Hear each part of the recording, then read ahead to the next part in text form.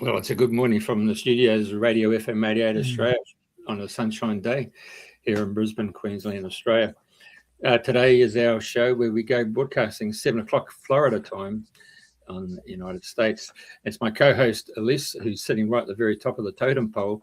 And I'm going to hand it back to Elise. Okay, it's a good morning. It's a good evening.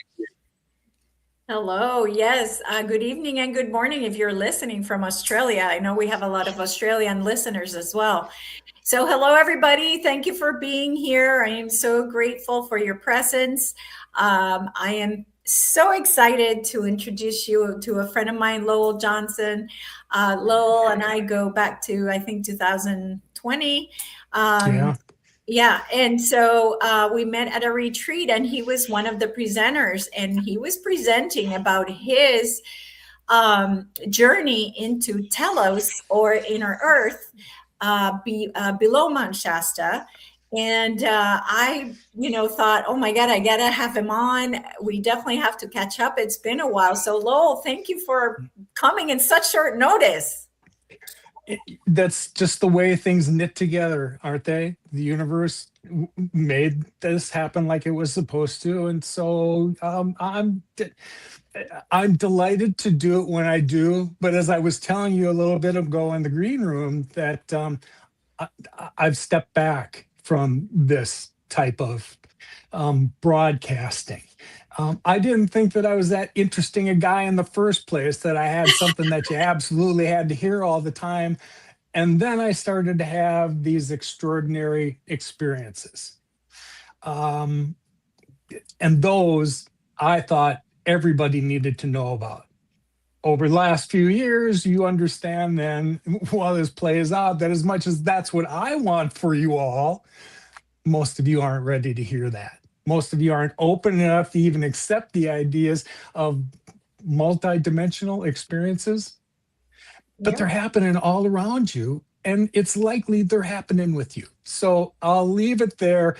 I would love to, if you want me to cover Telos, we can, but there's so much more than that. That Telos, wonderful as it is just one fragment of the crazy shit that's happened to me over the last 6 years. And so it's more important that we get people in tune with multidimensionality, and that Telos was just one of those things. Because the following year, I had experiences with light beings that was caught in photographs on more than one occasion. So my message to the rest of you is that if you are inclined with any of these and you want this kind of contact, I'm here to tell you I'm as human as the rest of you. It's just my head is set where it needs to be. I can achieve the proper meditative state. I can get there. But if I can, so can you. Absolutely beautiful. And so, Lowell, what I do want to do for sure is to make sure that people know who you are. What was your background? Were you born having these abilities, or, as I already know, were you a normal guy, because that's a lot of the audience that sometimes we'll have here is our people that are normal people that all of a sudden are finding themselves with these multi-dimensional experiences, and they're lost in space. They're like, what just happened? So just tell us real quick, because this is going to be a long one. I can already feel it. And it can be, that's fine. Yeah. So first is just real quick your background, what it was, what you were doing, what happened, and just a very short 5-minute summary of Telos and exactly what happened, because we'll give it a shot. Yeah, that was your launching pad. So I think it's important to have it, even if it's as a background. That was definitely the launching pad for this whole multidimensionality. So, I was a regular guy like everybody else. I managed hospitality for most of my life, although there was a 10-year period in there where I had an IT career in there as well. But in answer to who that was, I've had enough time to sit with myself over the last few years. I see different answers to where I was in this incarnation, if you want to see it from that perspective. And now that I understood what happened along my life and I can see that timeline, oh, I see. No, I didn't come into this incarnation really with a need for a mother or a father, because my mother left the scene when I was 4 and my dad was still young. Anyway, I grew up relatively independently, but I was always pretty sharp, pretty quick. I learned things fast. I was relatively, athletic. I liked playing hockey all my life, and just things came easy to me. I didn't seek out leadership, but it just found me, and that's kind of the way my life drew. After I ran, well, let's get to 2015, because here's where things change. I had a TIA. It's a mini stroke. And it's said that, when people begin to have this awareness kind of crop up, it's usually triggered by some physical thing like that. I don't know that I would call that an NDE. I wouldn't. But it was the turning point, because from that point on, my life changed. One of the things that my surgeon had recommended as therapy was meditation. And I'd always wanted to learn how to meditate. Took me a few months to, kind of nail one down. And I ended up being attracted to transcendental meditation, TM. And after that 4-day training, in my mind, how I benefited that in just that short amount of time, I thought I was going to be a TM trainer, because I thought everyone needs to know what this is about. And so once I got into this meditative state of mind, well, then the universe was going to show me things. And so a couple of years, that was in 2016, 2 years later, I was curious about any way to get to spirit. And there'd been a lot of discussions about ayahuasca journeys. And so I did a lot of research, and my son had friends that had been through this type of thing. So they pointed me in the right direction, and I went to have my own ayahuasca journeys. And it's an interesting thing.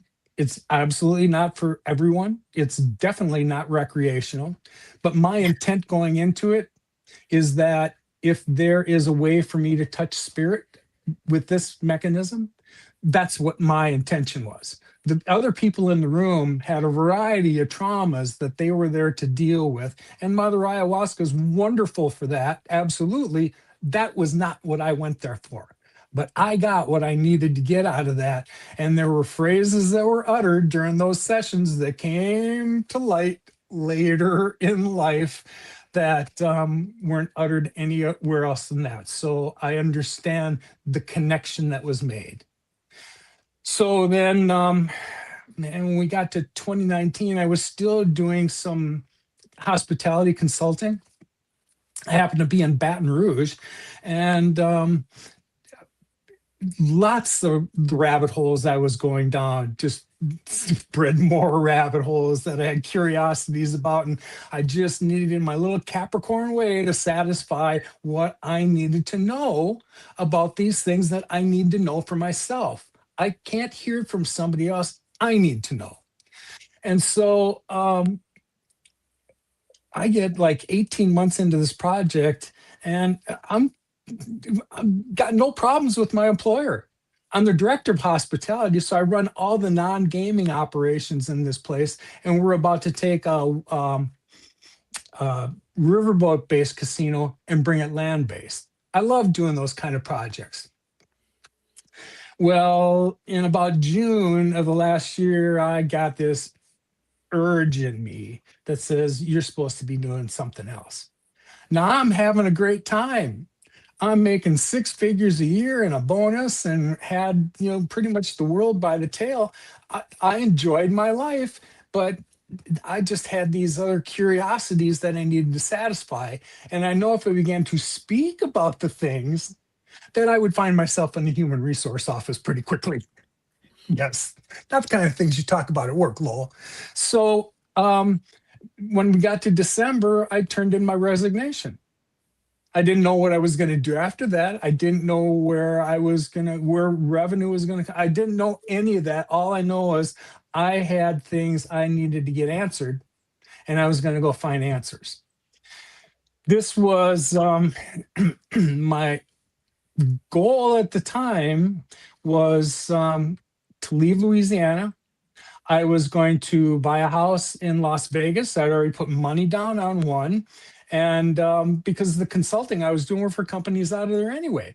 Heck, I can live anywhere because they're just going to send me where I need to go. But anyway, all of that fell through because it was supposed to. My guides were telling me don't close on the house. And when I didn't, a week after that, while I was visiting my son back in California, COVID, boom. Now we're all locked down for a while. It's February. No one's going anywhere. And so by the time, we all get used to that lifestyle, we get closer to June and now things are beginning to relax. I just need to get out of the house. Thank God I had a place to stay while I was there, but I was sharing it with my son and his roommates. I just needed to get out. I wanted to go to national parks by myself, and so I had intended to head to the Southwest, and that's when you started to begin to hear that maybe the national parks weren't even open. And then the very next thought in my head, wherever it came from, was Mount Shasta. Well, from where I was, it was like a 4-hour drive. I could get there in the morning or an afternoon from Santa Rosa, and so that's what I decided I was going to do. My intention was I was going to go for maybe 2 weeks, at least one, check it out. And then my son, who wasn't doing anything else either, was either going to join me in Tahoe or Reno, and we were just going to spend some more time outside. Well, by week one, the end of week one in Shasta, I hadn't seen all the things I wanted to see. And so I reached out to my son. I said, I hope you don't mind, but I'm going to stay a little bit longer. So to make a long story short of this, I stayed for 5 weeks, and I only left because I had to be back in Santa Rosa, but I got connected to something there on my own, rarely going to the same place twice except the water features. I didn't want to leave.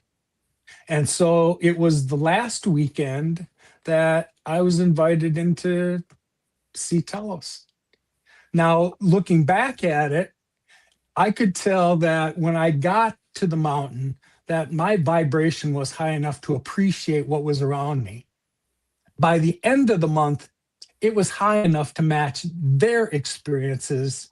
So that was how any of that even happened.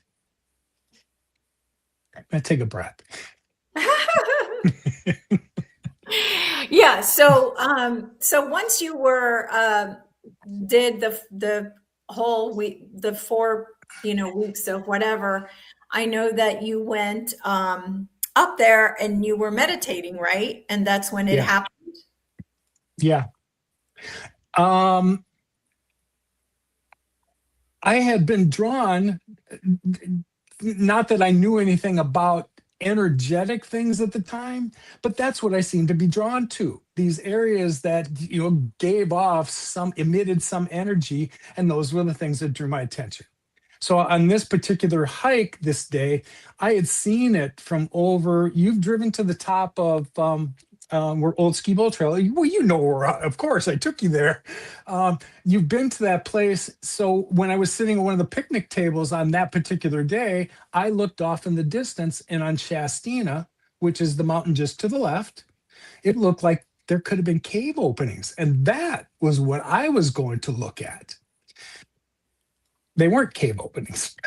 But anyway, when I started to move, I would find these areas that just had they radiated an energy that just drew you to them.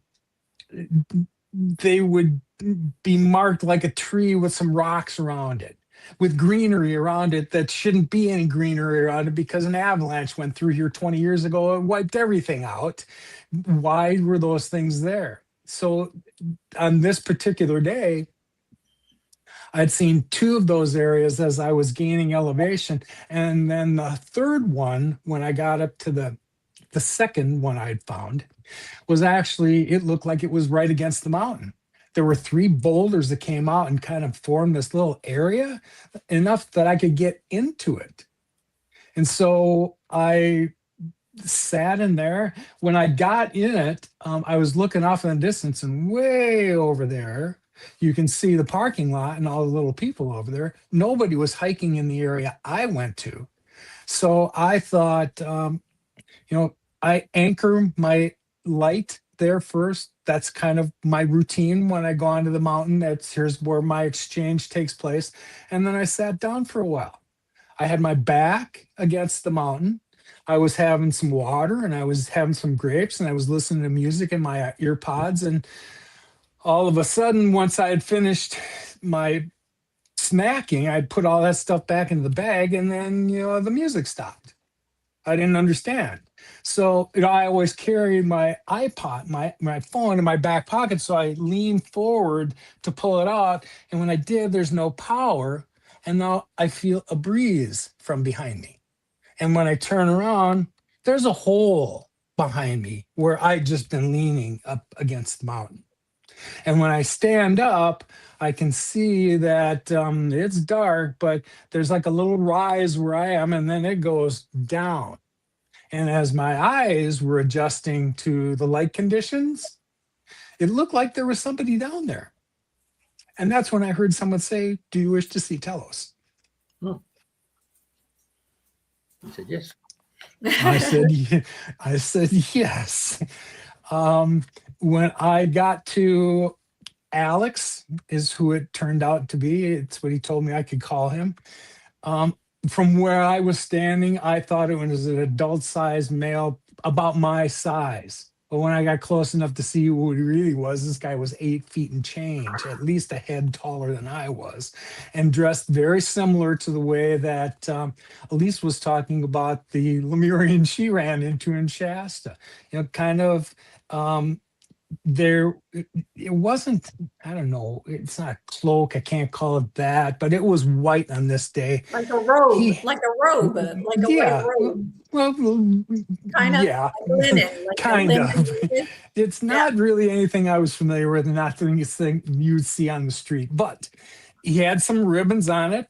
I didn't know whether this was indicative of a rank he held or some Lemurian bling. I will find out later the reason why they were in white attire that day, from something that Diane Robbins had produced, that there is a capstone on top of the pyramid in the middle of the city, and it changes color.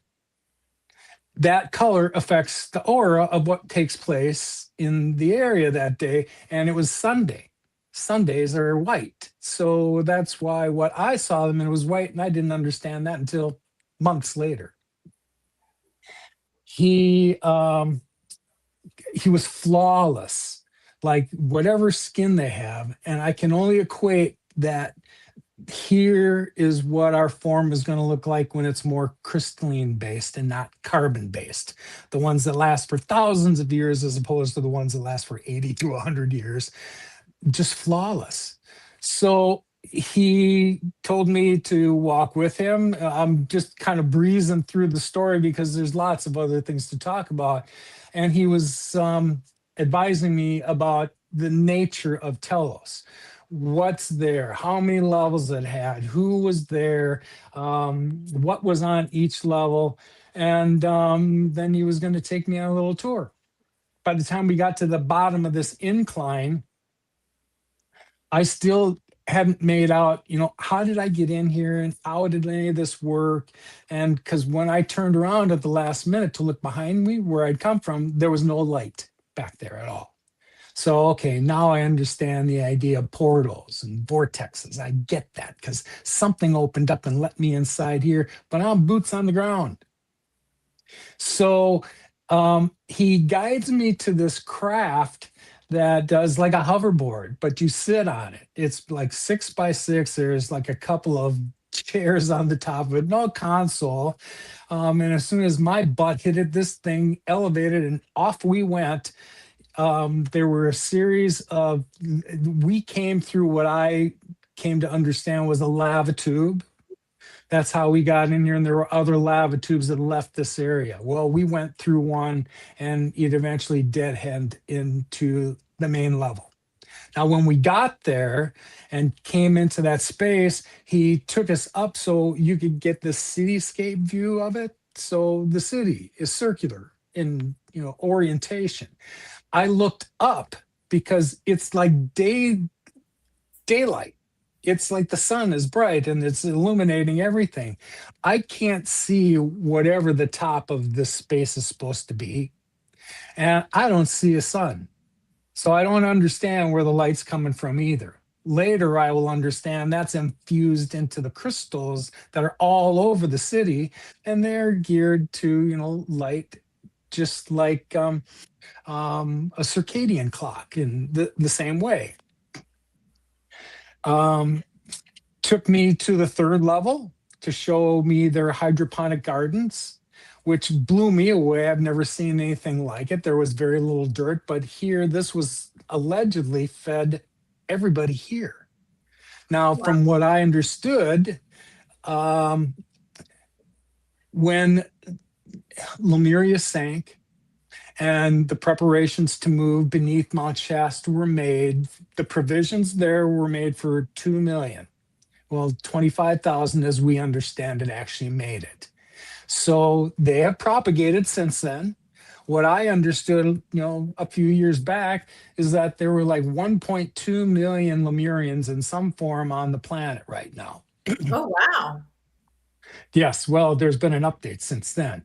And so again, I didn't understand how could this amount of food, even if it perpetuated quickly, feed all those people? Well, that's when somebody had to remind me, Lowell, they don't eat because their bodies require nourishment. They eat because they like to eat. Their bodies are composed of something entirely different. So it's not like they eat 3 squares a day and they have to produce all that for everybody as well.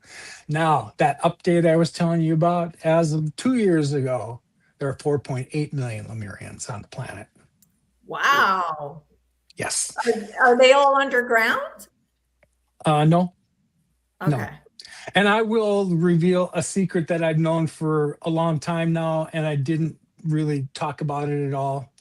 When I met Kumu, we'll use Kumu as her name, the hybrid I met the year after my Shasta experience, she had been part of a process that assisted in helping most of the Lemurians migrate off the planet.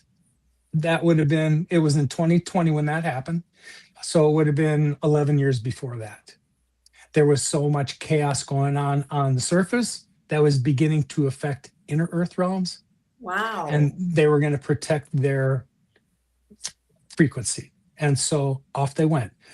There's still a core of them here, but the entire population is waiting nearby for us to get our shit together. Wow. Okay.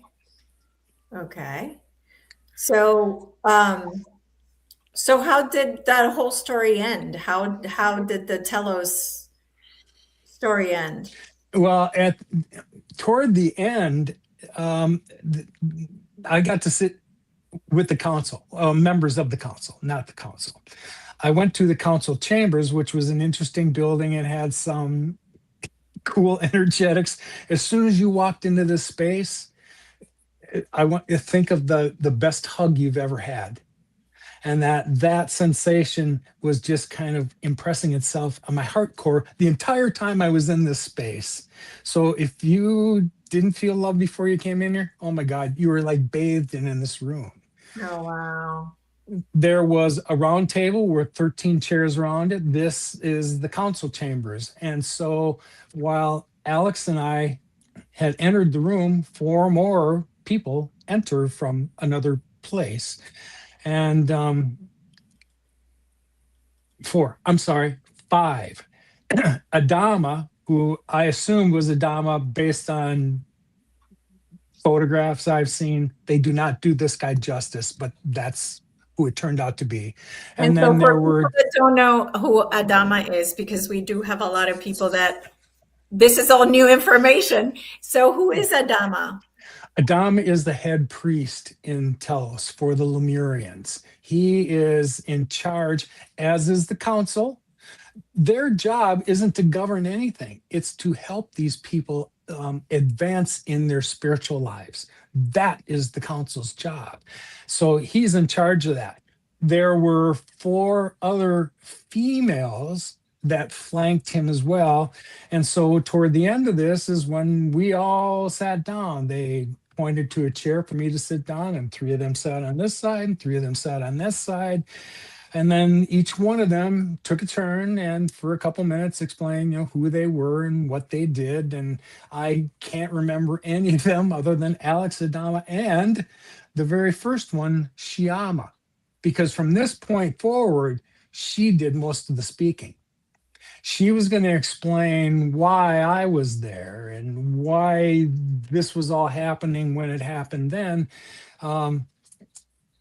She had informed me that the council had met, and this was, remember, July of 2020, right?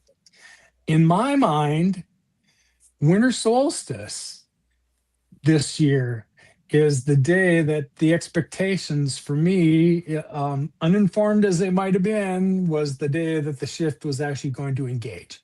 Now, I didn't have any more frame of reference for it than that. This notion that Earth's vibration is rising, and it absolutely is. I can point to lots of scientific things for you to see it for yourself, lots of barometers for you to measure this. That's what really hooked me, is when I could pair science with this metaphysical stuff I was experiencing. Oh, wow, there's something to this, and others need to know it. So that's when this all kind of sunk in, and I just needed to know everything I needed to know about it. Wow. Okay. So what else did they tell you? Did they tell you anything about what was happening on Earth at the time, or what was going to be coming to Earth following your visit? No.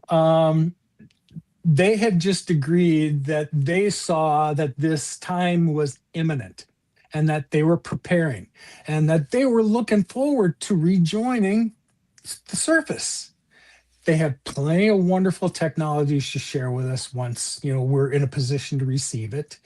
And they have lots of regard for humans because we have a component inside of us that they've kind of grown out of. Their emotions are, they're not as, I don't want to say volatile, but I can't think of another word other than that. We just get excitable. But it's what makes humans humans. We like to make things better. Well, what could we do with their technologies and that spirit? That's what they're looking forward to. And so, one, they wanted people to know that, yes, in fact, we're real and we're here and we're looking forward to this. I had 2 questions when I left. One, can I tell anybody about this? And that's when they kind of laughed. Yes, we want you to tell everybody. And 2, can I come back? And the answer was, yes, you can come back before the shift. Yeah. No. And did they tell you why? Other than that. So what was the answer when you asked why you, Lowell, were there? Why were you there? There were 3 things they pointed out. The first one was that they claimed that I could hold 5th dimensional consciousness. And I thought I could. From what I thought I knew, what I knew back then, I thought, yeah, of course I can. Well, I didn't know what I didn't know then. I can now, and I understand what that means. But yes, I did have the capability. Number 2, they said, we heard you're the protector of Gaia. Now, remember that ayahuasca journey I was telling you about?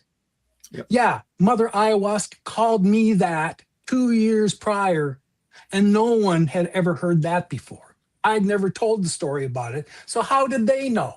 Well, they did.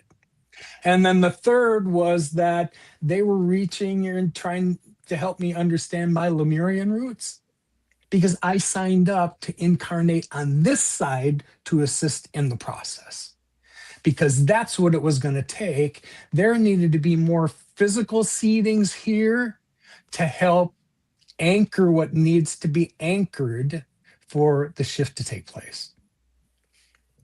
Okay, so a quick question that comes to mind is, do you have a future self in that space, which is the self that incarnated to be you now?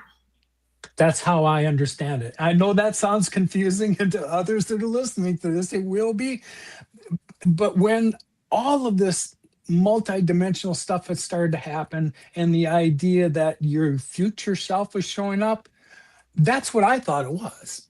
I thought, well, this is me from the future, and I'm just Right. looking back at things. Well, that's partially right, but not Okay. entirely right. I But mean, not yes, future, because as you know, there is no future, there is no past, everything's happening right now. So I there's get that. multiple timelines Yes. all working out Yeah. simultaneously. And if you wrap Yeah. your head around that, you can be in multiple places at the same time, which Right.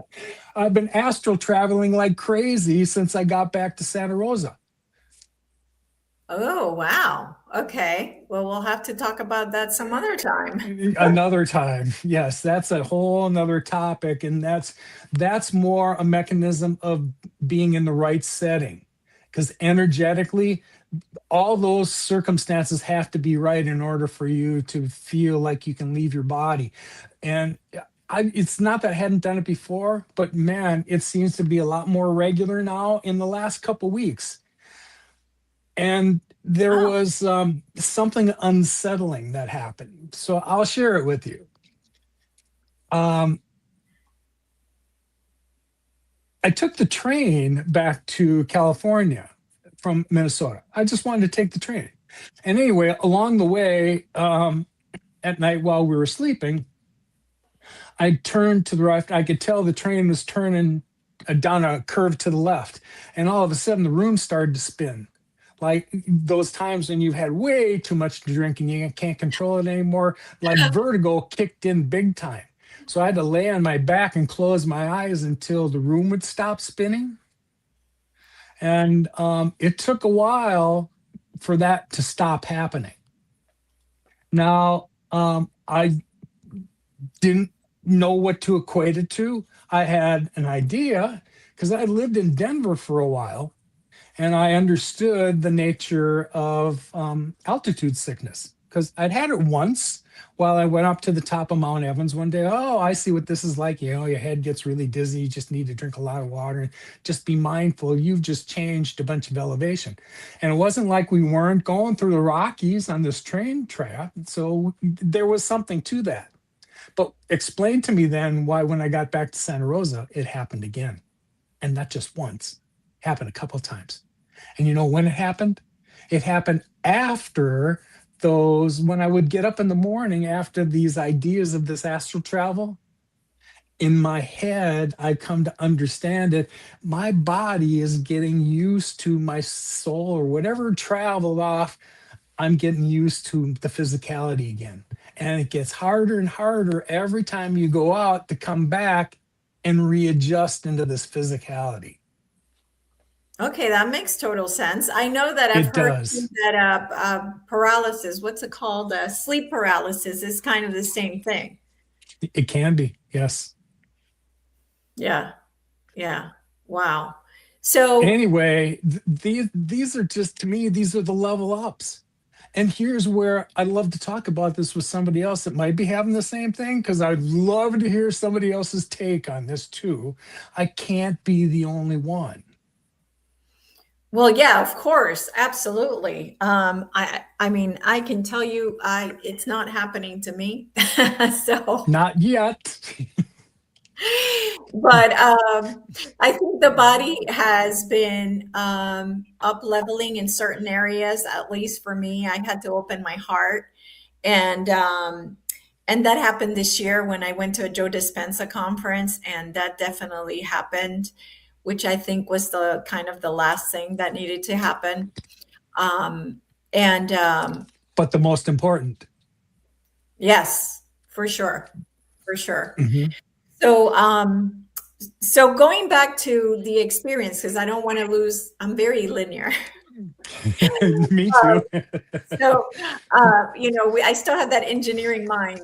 So going back to, so then once you were done with the experience, then what happened after that? So Which experience are you talking about? Too. I'm sorry? Because we've talked about this before too. So then you had started having other experiences. Oh, yes. Well, then a year after, when I went back to Shasta, I had met a hybrid. Kumu is half human and half light body. I don't know how else to put it to anybody, because I don't even know how to categorize it properly. But she showed up. She knew all about me. I knew nothing about her. She showed up at a place I was supposed to be for the weekend, and she was just there when I arrived. She knew the host, had been there before. And so during the course of the afternoon, I got to meet her, and she always travels with an entourage. She's got a couple friends and usually 3 or 4 students that travel with her. Everybody was there that day. Plus there were probably another half dozen people that were there other than that. I knew nothing about her at all until we were all kind of looking at Andara crystals, because that's where we were, at Mickey's compound in the Santa Cruz Mountains at the time. And toward the end of the afternoon, she gets up and goes over to the corner of the deck, and there's a huge plant there, and she starts taking some pictures with her phone. Now, the entire afternoon, she has shown me photographs she's taken with her phone of extraordinary things that I wanted. Can I have that one? Can I have that? No, you can't have that one. But I'll have some you can have. So, and she calls me over. And she said, I want you to put your arms around the plant like this, and I'm going to give you this Eliom, and I want you to chant it. And I did that for about 30 seconds until I felt silly. And I could tell she was behind me. Well, when I stopped doing it because I felt silly, well, she was done doing with whatever she was doing. And we moved inside to the house so we could get out of the sun, and she could show me the pictures she'd just taken. She had a series of pictures with light beings in the plant, and then them engaging with me. And then she left. Now, what the hell did that mean? None of us knew. So the next morning, about mid-morning, the phone rings, and it's Kumu. Oh, she's coming back. And when she came back this time, she got there around noon. She brought Chinese takeout food for like 24 people, and only one of her students. But she also brought some protective cases. And in those protective cases, she had artifacts she was going to show us. 3 of those were sacred pipes that were engraved with things that, according to her, were 30,000 years old. A couple other medallions, a couple other pieces that she wanted to show us. And then at the end of the day, the property is on a slope, and there's another level below where there had been placed a huge Andara spiral. Huge, energetic like crazy. Well, she had gone down there around 5 o'clock and invited Mickey and I to come down, and she wanted us to stand in the middle, and she was going to photograph the phenomenon that took place, which she did. So there were crazy photos of light beings in the area and around me, and like light swoops. You can tell there's engagement taking place here. And then she leaves again. Now, the only thing I know is that she's going to be in Shasta in a couple weeks, and I will too. I had agreed to present at another conference that year, and it's at the end of August. So we're going to overlap our trips, because I don't know anything about her. I only know what's happened over the last 2 days here, and I don't know what any of it means. What I could piece together afterwards is that whatever happened on Friday in that interaction must have been enough of a validation for those light beings to show up the next day, or she wouldn't have come back. Yeah. What was the point? took me a while to kind of figure out there was a pattern to that. So was this something that I had asked for myself and this was the timing was right?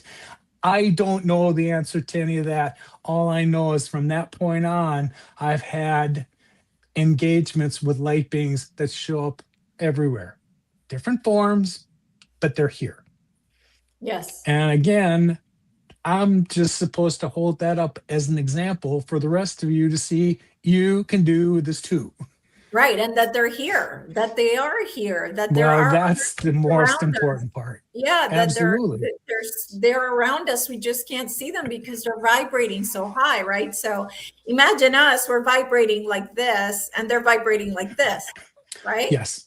Yep. So that's a best way to put it, because if people can get their heads wrapped around that their body is a vibratory tool, you're an electromagnetic being, and that's why you connect to everything else the way that you do. You can raise and drop your frequency just like that. And in order to see things in those higher realms, you just have to vibrate at that higher level. But we can achieve it. Here, I'm here to show you I did. I got there. It means that your physical form can do it too. Absolutely. Absolutely. But the key is for them to understand what it is to be high vibrational, because that's something that for sure we should talk about so that they know how to get there, because it's sometimes I think I'm vibrating really high, which is when all the synchronicities happen, when the magic appears. But it's what for me is staying in that vibration that is not necessarily an easy thing to do unless I'm meditating 24/7, right? So right. Yeah. So that's exactly right. That whole meditative lifestyle, once it becomes a lifestyle and it's just part of who you are, whether you intentionally sat down to meditate, I'm beyond that place now. I can close my eyes and just achieve that state and drift wherever I wish to go now. And again, it just takes practice. But man, I've been on my own, really, for almost the last 6 years. And I can understand that most people don't take the time that I've taken to go deep into those places, because with family, friends, work, hobbies, when do you have time to do that? I extracted myself from all that because I was more curious about this. Because now I know this is the nature of the world that's coming, and we're just being shown before it gets here. Well, you know that, Lowell, I went to a 10-day silent meditation retreat. It was a Vipassana 10-day silent meditation. They take your phone away. You can't talk to people that are there. You cannot look at them. You cannot have any outside of attention of any kind. Like 4 days into it, in the middle of my sleep, I started having a panic attack. The middle of my sleep, panic attack. And I'm like, how do you have a panic attack when you are sleeping? And it was almost like my body was like all the negative shit had left it. And the body's like confused, or I don't know how to explain it, because I myself don't really know why that happened. But after that happened and that cleared off, all the negative energy cleared off those 2 nights, it happened 2 nights in a row. Then I started having dreams about levitation, or I started having 5D dreams, dreams of a higher level vibration, which was amazing. You were purging some kind of crap you need to get out of your system so that you can understand these more advanced things that you're being attuned to. That's exactly what's happening. And the more time you get to spend in those realms, the more you can really dig your feet in. This is the curiosities that I claim others are coming into, and they don't know what it is yet. Yes. I was content, really, for the last year. Screw you guys, I got mine. Get your own. but that's not who I signed up to be. Like, Yeah. I asked to be given these gifts and see what I'm seeing in exchange to assist others to do the same. So I'm on board. I want to see people succeed. I want them to have the experiences I've had. I want them to know that what's coming is benevolent and loving, and this whole law of one is played out where my right foot is, as opposed to where this crap is that we're still living in this world of duality, learning lessons and going through our soul journeys here. This is almost done. Earth is in a cosmic cycle. It's not that she was waiting for all the rest of us to kumbaya together so that we raise the global, footprint. She was on her own way anyway. We're just little critters crawling around, sentient critters, trying like hell to match her vibration. And it's hers that's rising right now. That's the explanation for all this seismic activity. And we know where it's coming from. We think it's coming from the sun, and it is, but man, that was perpetuated by the central sun. That photon belt that we found ourselves in the galaxies that scientists found is what is feeding this information. And so it hits the sun and then it just disperses to everything else in the solar system. Kids, this is why we're all waking to these ideas that we didn't have before. How fast has technology grown in just the last 50 years as opposed to the last 13,000? Holy cow. To me, this is really reminiscent of the stories of Atlantis and what happened right before. Oh my God. Technology got us here. And then through misuse, we kind of helped the earth skip back a couple steps. But that's no longer the case. Yeah. She's locked herself out of those lower frequencies, and there's no way for that to get in. So I'm on board. Yeah, absolutely. Absolutely. And that's so interesting that you were saying how you kind of took off and went on your own. And I've noticed a difference since I've been back from the retreat. I've kind of gotten back to not the old way of doing things, because the dispensa thing really did make a difference in my life. So I see things a little bit more from the heart space. So it's been a lot easier, but there's still, in these Vipassana meditation retreats, they're free. I mean, people can go there and it's free. Okay. And you are fed. They're all over the world. So I highly suggest, go do what you can. 10 days is worth it. Is it hard? Yes, it is. For me, it wasn't, because I was already a meditator, but seeing how it's affected you, Lowell, and how you kind of took that further, you've taken that into another level. But you're right. Yeah. It's got to be, guys, I'm serious. If you want to get to where Lowell is, you got to do something radical. And the Vipassana retreat will take you there for sure. That's good. That's good to hear. Yeah, absolutely. So I'm super interested in hearing how do I get there, Lowell? How do I get to, I'm already an experienced meditator. I meditate morning, I meditate evening. Then you're doing everything you're supposed to do. And the rest of it will unfold. The key here is to getting yourself into that space, that, what they call it, the space between your thoughts, whatever that is. That's where you want to get. And when I started meditating the first day I achieved that feel like, holy cow, like this weight had come off of me. And man, I just feel calm. Now, I'm going to tell you what happened before the 4 days were over, because if you go through TM training, it's 4 consecutive days. The first day is 90 minutes, and that's an hour. You're in the room with some other people to help you understand when you go home and meditate. Oh, that's a different feeling than when I'm in the room with people. Different dynamic, but powerful. Anyway, after the second day of achieving this, Gamma whatever state? this level of whatever it was, Yeah.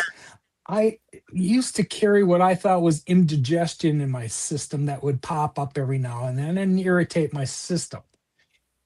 What I found out that was a stress ball. And from that third day on, it's never been back. Now, as important as that is, I've had a history of high blood pressure. And you know what? Since I learned how to meditate, I don't have high blood pressure anymore. And haven't since. I haven't been to a doctor or seen anybody and haven't needed to since the surgery in December of 2015. I wasn't suffered from any of the COVID stuff. Could have. I was certainly around people that were infected by it. Why not me?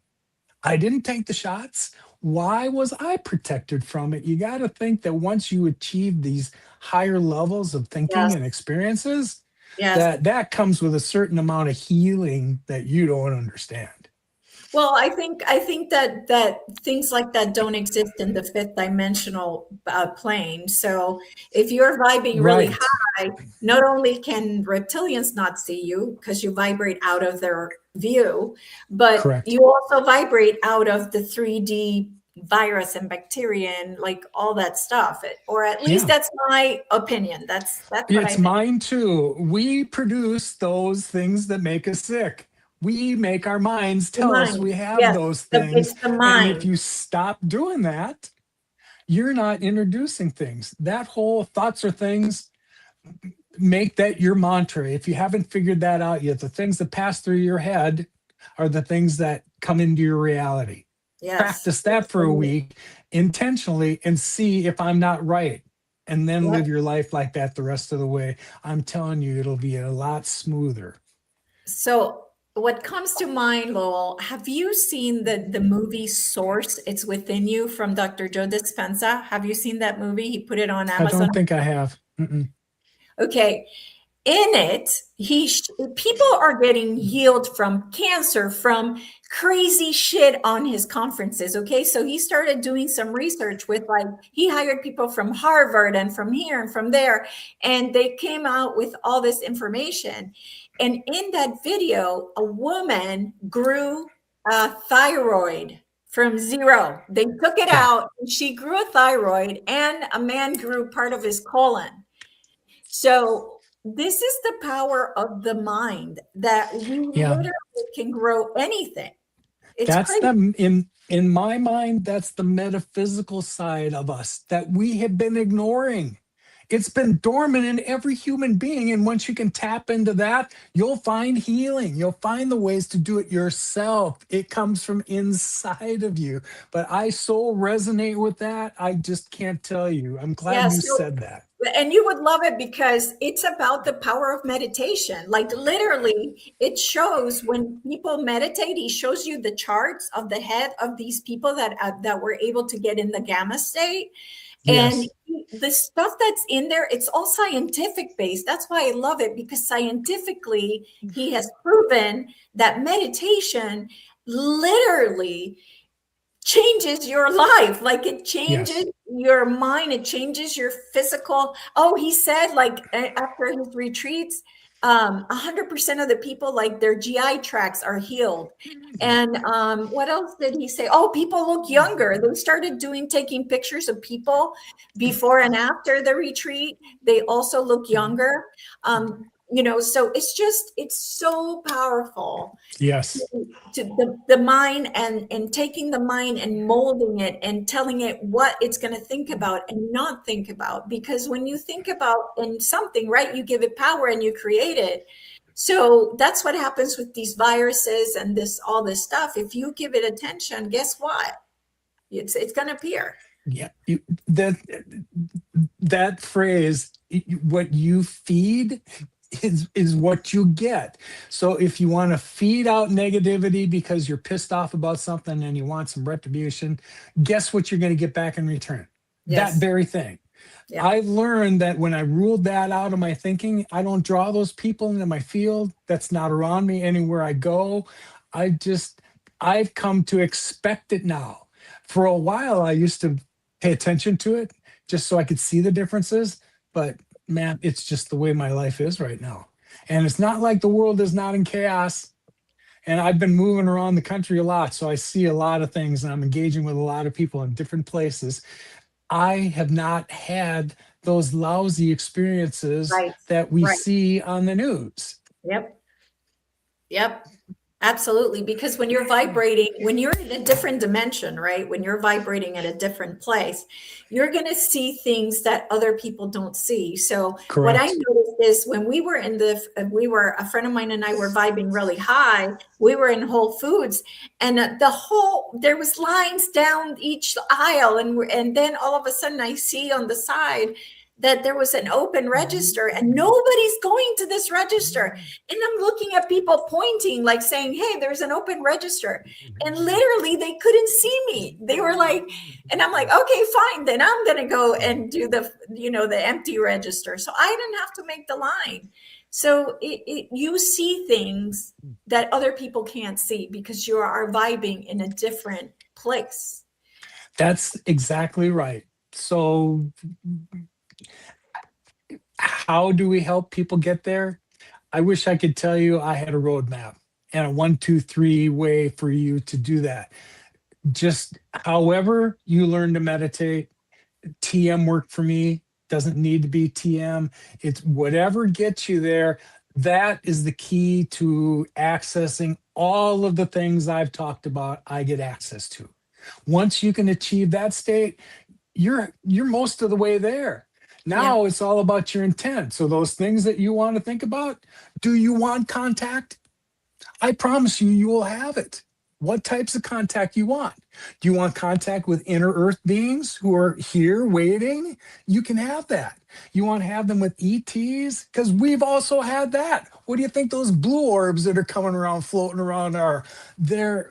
We are in a space that we aren't really equipped to explain to anybody else, but it's wonderful. And I know it's where the earth is going. So I'm going to celebrate this while I can. And the rest of you, I hope that you pick up on it. Yeah, absolutely. So when you say you were, gone for this year or so doing your thing, what is your thing? Like what does your daily day look like when you were out and about and doing all this traveling and doing all this, whatever you were doing? Well, the last few years, I wasn't really outside that much. I was not hiking like I was. The first 4 years, I couldn't get outside and be outside enough. There were other things that I was doing. I was in Minnesota for like the last year, and there are times a year it's just not conducive to be outside. There is where I could tell there were some things that energetically just weren't right in that place for me.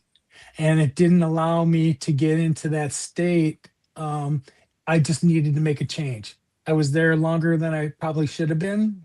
But that's when I got back to California. And now this little space I found is so quiet and peaceful, and I didn't expect it to be. That's when drifting off into these other places doing astral traveling was just so easy to do because the conditions were right. The year before I was in Minnesota, I was in Sedona for a little over a year, learning about Lemurian energies that were there. And did the light beings show up on the properties outside? Hell yes, they did. What taught me is that once you've established your connection with something higher than yourself like that, they find you. It's not you're going to Sedona to experience it. No, you're going to be in Sedona when they find you again, or you're going to be in Shasta when they find you again. Your vibration's unique. They can find you anywhere in the fucking galaxy if they need to. I always thought at the beginning, I went to sacred places to have sacred experiences. Well, that was true at the beginning. Later, I just enjoyed their company in those spaces, but I didn't have to go there to have it. Beautiful. So who's having these same experiences is Octavia. So Yes. Octavia first saw these beings in Shasta, but now they're wherever she goes, that's where they are. She can literally almost get them to appear out of nowhere. And she should look. She's come full circle.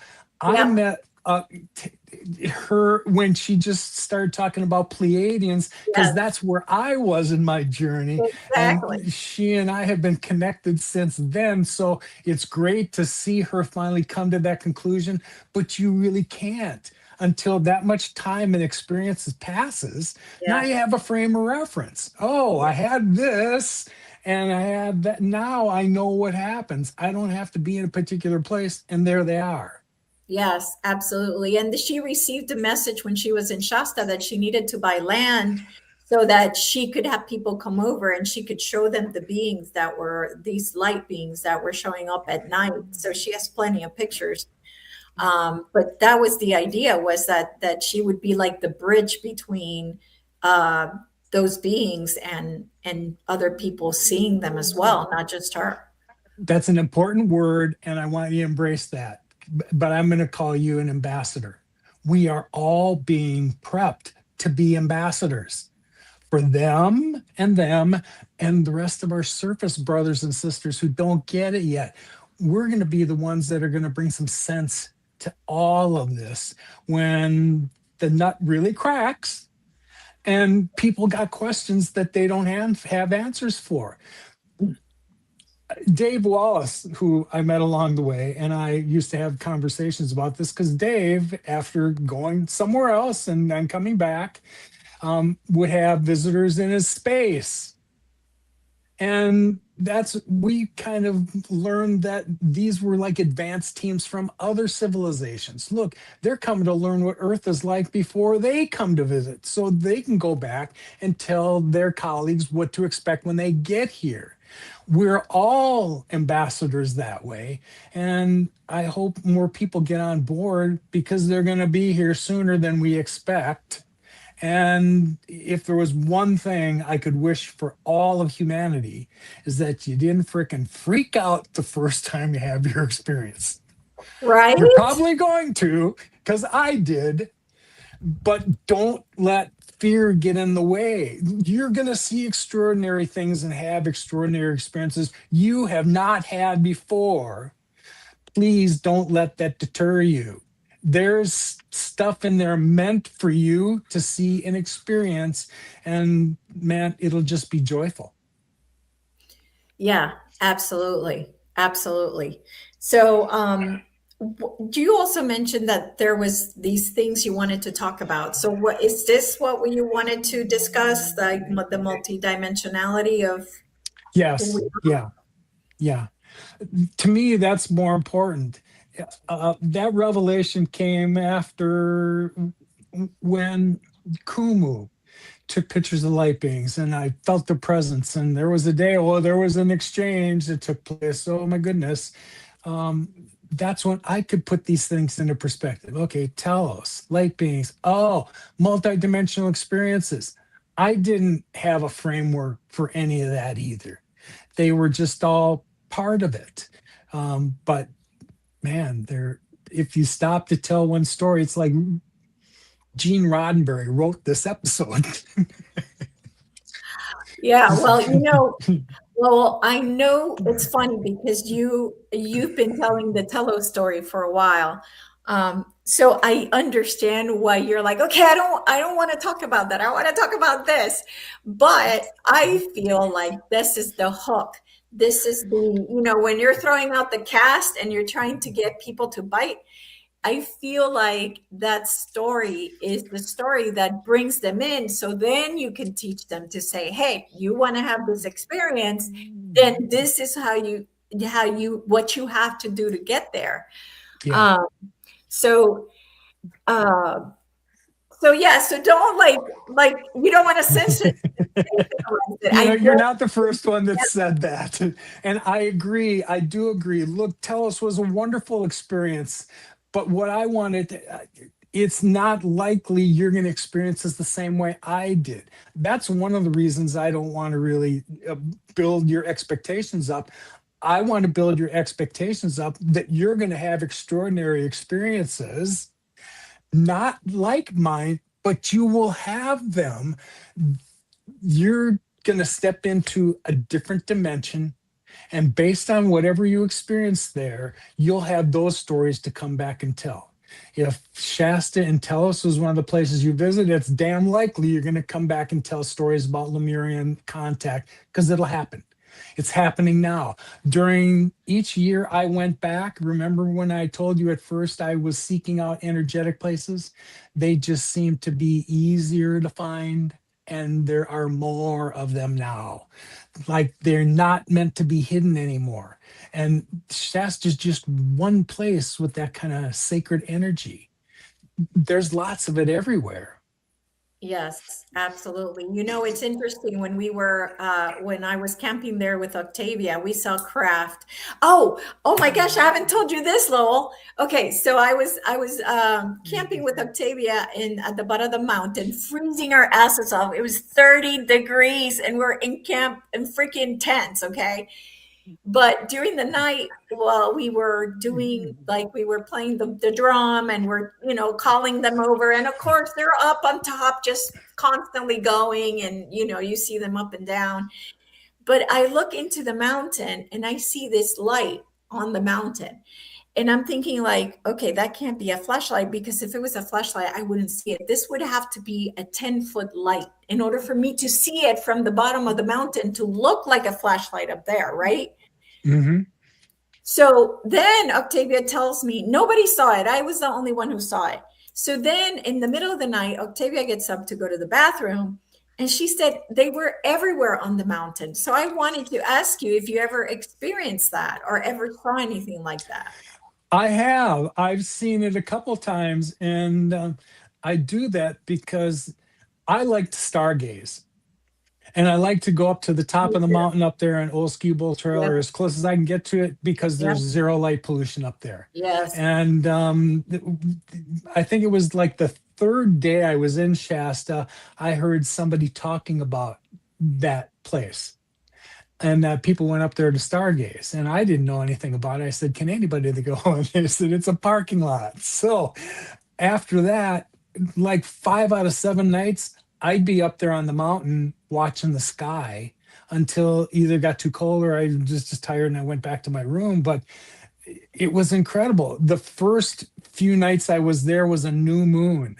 So there was nothing getting in the way of the Milky Way in all of its glory until, a few days later. That's the first night I saw craft, was the night of a full moon, because, now you can still see stars, but not the way that we could before. So I'm going to turn around and look at the mountain today instead.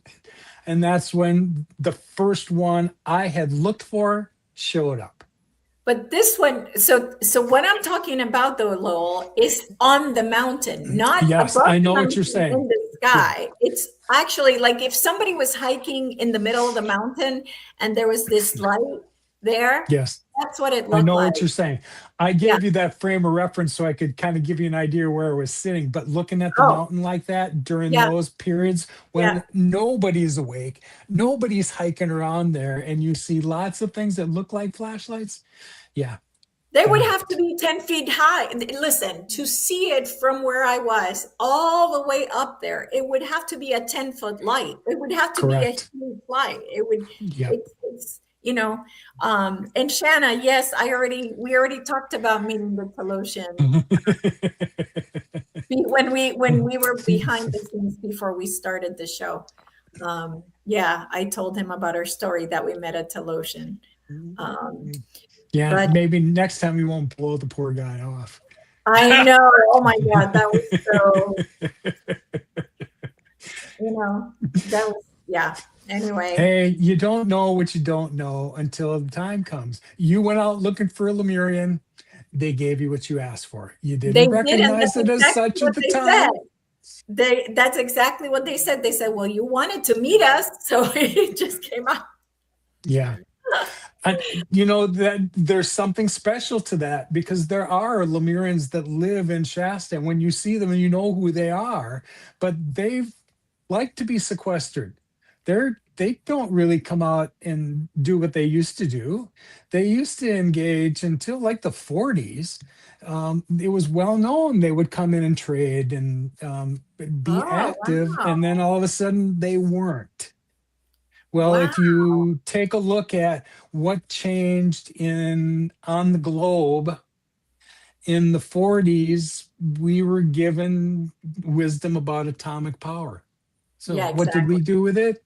We Yeah. decided we were going to show them what we would do and blow up parts of the planet.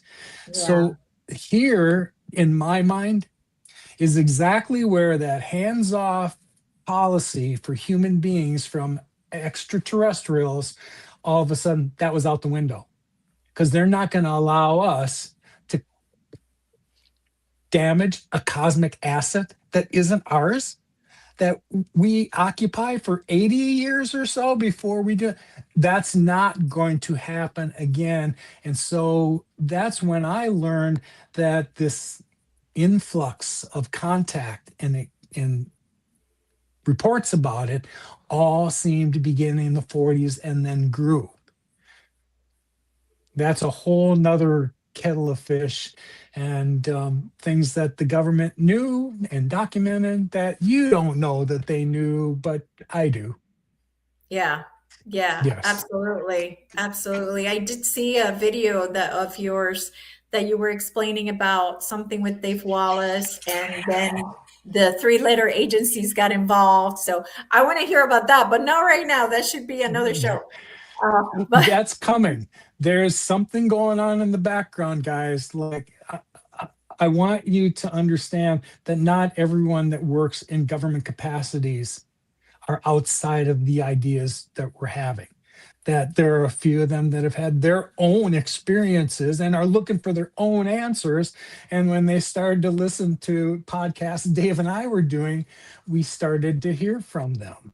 They would reach out on WhatsApp until we found out that's probably not a good platform to use Yeah. either. But anyway, this exchange has been going on now for almost 2 years, and there is a more concerted, unvarnished disclosure effort that's about to come out with experiencers, not whistleblowers, not government employees, because they know that you can't trot somebody out there from the White House or the Pentagon anymore and tell people what they know. We know you're not going to tell us the truth. So they're going to have to hear from some people that do. Yes, and I keep hearing, and I don't know if this was from Octavia or someone else who channeled this, but basically they're saying, the ETs are saying the disclosure is you. You are the disclosure. Yes. It's not going to be your government. It's you. So, right. You know, it's time for us to speak up. I know there's a lot of people that are scared to talk about the experiences that they're having, but let me tell you, it's time. It's time to take these stories out there and really tell people what's been happening, because again, we are the disclosure. We're way beyond whether ETs exist or not in the sky. Way beyond that. We are talking about contact that we've had with lots of multidimensional entities, and my news is that it seems to be growing. There are new people showing up that are having similar experiences. So this is catching on. That's why my attention all of a sudden got grabbed again a month ago, 6 weeks ago, whenever it was. It's time to step up again. Yeah. So am I the first one to reach out to you, or am I like the somebody else reached out to you and then I came to you? No, you're the first one in a while. And all this was meant to be timing. All of it. Yep. So I'm happy it was you. And I haven't talked to you for so long. It was really nice to at least catch up. Yeah, definitely. Just so many things have happened, and it's time. And I know you're going to hate telling your story again, but again, I'm telling you, it's very special, and it's the hook for people to go like, what? Inner Earth? I really don't hate telling it, but I just get much more delight out of showing my interactions with light beings because I have photographs. Yeah, The absolutely. really So, cool part about this is that we have learned that we hold technology in our hands that can capture multidimensional experiences. Kumu had so much of it, it blew me away. And so when she took these pictures, that day that we went in the house to look at them, and I had asked her for some other ones earlier in the day, and she said she was going to send them to me later in the evening, and so I'd get them the next day. But she said these words: "These are for your portfolio." And I went, what the hell does that mean? Well, the day is going to come when you're going to tell your story, and your story is going to be different because you're going to have pictures. yeah, exactly. Exactly. Because it gives you validity, right? There's going to be skeptics out there. And so it gives you validity also for people that are second guessing what they're seeing or what they're getting in their pictures, or, you validate that with having actual proof. They And should question it all. Absolutely question it all of it. The first pictures she took with her phone and sent to me, but the day that I had my interaction with them, she took my phone intelligently so that she would be able to say, or I would say, nobody. These have always been in my cloud from the day that they were taken. That Saturday afternoon at 3:00, here they were. Judge for yourself. Learn what's in these pictures, but there were so many of them, you can't really ignore it anymore. yeah, absolutely. And I know that I had you on my show. Oh my God, I don't remember, 2-3 years ago, and you showed us the pictures. So I would love to bring you back so that you can show people the pictures of this amazing experience. Have you had any others after that? Because I know we lost track of each other after that. I astral travel all over the place now. I'm that energetic interest is still like really deep inside of me. So I actually started a project on Google Earth that I wanted to pinpoint all of the energetic places on the planet. So I started with the inner Earth cities that I knew about. Then I searched every third dimensional underground place on the planet I knew about. Then I took every temple, pyramid, and plotted those as energetic places. And then every place where there had been civilizations of like Machu Picchu and Easter Island, man, the grid is peppered with this stuff. And all of it is, there was another category called golden tie allotments. And what I understood these areas to be is that they already vibrated at the higher frequency of new Earth. And these were places that people needed to know about. When I learned about them, I kept hearing about stories about people that were migrating to these areas for reasons they didn't understand. So I knew what was going on. They did not. It's just cool to see the globe from that perspective. When I look at the world now, I want to see it from off the surface. Like I want to see it from up here all the time now. That's how I put things into perspective.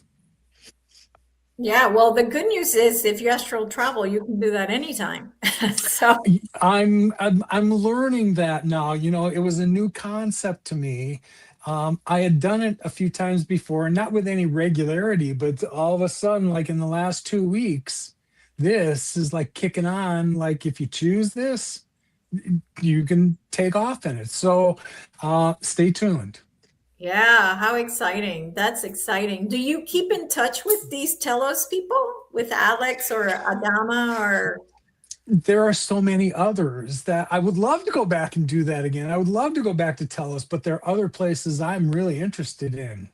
No, but I mean, like if you sit down and meditate, can you reach out to them and talk to them, or do you have any connection like that? Like I haven't. I'm more interested in going and seeing, The last one, not last night, but the night before, there's this energetic shroud on the earth that's like peeling. And I was sent to go witness this so I could see, yes, Lowell, it is in fact happening. This wasn't anything that you were told and isn't taking place. Here is the physicality of it. So it's almost like you can see this dimensional skin getting peeled off. Okay. Yeah. Okay. Yes. So interesting. Wow. Do you keep in touch with Kumu at all? I haven't since that day. Okay. And then I have her contact information. I think that she came and did what she was supposed to do. The day that we met in Shasta for the first time, I asked her that. I said, the day that you took Mickey and I through ceremony, you really didn't ask for a consent. And I said, can you explain why? And she goes, well, I just had to. And that was the only answer she could give me. So I wondered whether this was something, did I put this into motion? Was this intent I had and she was going to come to play it out? I don't know that. All I know is that she came, made this exchange take place. I got whatever codes I was supposed to get out of it. And what she did say when she left is, I'm glad there's more than one me just doing this now. Yeah. Wow. What does she look like? You said she was a hybrid. What did she look like? She looks like a Hawaiian American. She's about my age and she looks like an elderly woman. Okay. Okay. So there's no way to tell a hybrid necessarily, like easily. No, not in that case. Now, there are people like, and she's not a hybrid, but people like Viviane Chalvet. Here's an example in my mind of somebody everybody needs to know about. Here is an Arcturian that's taken human form here to assist with this process. That's not the same, for sure, as a hybrid, but Kumu is not the only hybrid. Right. Yeah, for sure. That I know for a fact. Yeah, for sure. Okay. Is there anything else you want our listeners to know about, or is that question for me? Yeah. Not for me. I'm good. We can absolutely pick up on other things. If you want to go deeper into some of these other topics later, we can. You want to show pictures, I'm delighted to do that, because in my mind here, let me stimulate your senses with something else that you've never seen before, but you should get used to seeing. Yeah, absolutely. I mean, I definitely think we should have you back for pictures of the light beings. And also, didn't you do some AI pictures? Not AI pictures, because I know you don't use AI, but pictures of what you saw in Telos? Yeah, they were whatever you want to call them. In my mind, when I got back to the parking lot the day I was in Telos, that's when I started to go, God, I wish I could take this off my head like a VR unit, put it on yours, and you could see what I could see. And in one of the podcasts I'd been invited to sit in, one of the host's sidekicks was a graphic artist. And Luis had used, trying to remember the program, Midjourney, to do some mock-ups of what he thought Telos and Inner Earth went. And when I saw the series he had produced, I went, holy shit, can I have that one? I thought he was going to be the guy that was going to help me tell the story through illustrations. No, he was going to point me toward the technology and Lowell, go learn how to use this. And then over like a week, thousands of those things just poured out. I wasn't responsible for what the keywords kicked out, but holy shit, did this look familiar to me? To me, these were all divine inspirations that were supposed to just pass through me, and they resonated with me. Let's see if they resonate with others. And apparently they did. Yeah, beautiful. So definitely, I think we should bring you back to see those as well, because it would be great for people to see and have an idea of what that looks like. They were fun. Oh, yeah. Yeah, for sure. Hey, can we do the crystals next time? We can absolutely do crystals. Oh my You God. mean the Lemurian, not the Lemurian, the Andara? Andara crystals? Yes, they're very special. I have a long history with them, because there are people out there that are perpetuating and selling Andara crystals that aren't authentic Andara Oh my crystals. God, big time. And And I so was in a Mount victim of that Shasta? the first time I went to look for one, and that's where my research came from. Yeah. I dug deep into that, so I'm happy to talk about that, Jeff. Yep. Yeah. Next time. Yeah. Hey, brilliant. Oh, You bet. Yeah, I Thanks, have $100 fake one, $100 glass piece of glass. Yes. Yeah. Yeah, absolutely. But Thanks. yeah, so absolutely, I would love to have you back, and I knew this would happen because every time we connect, we always have great conversation. Well, there So was a reason that we did this. And so thank you for pulling me off the shelf again. yeah, I do like to share. I just wish it could happen faster and people could get to the things that I understand quicker. But I know that they're not. And that's not for me to say. They've got their own journeys. And I need to honor that if I expect they're going to honor mine. I just know what's coming, and it's awesome.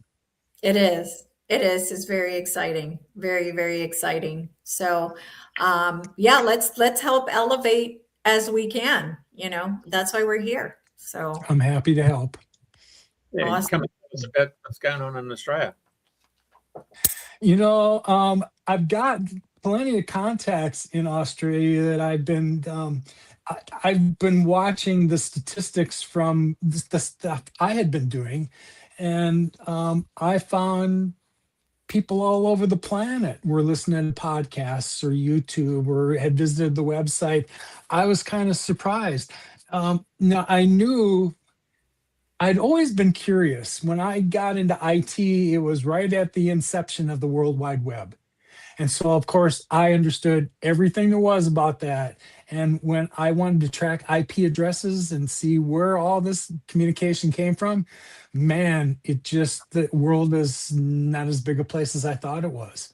So to see that this information is reaching those places, wow, this isn't just domestic information anymore. Right. Yeah, it's global. Mm-hmm. Global. Anything else, Jeff, before we go?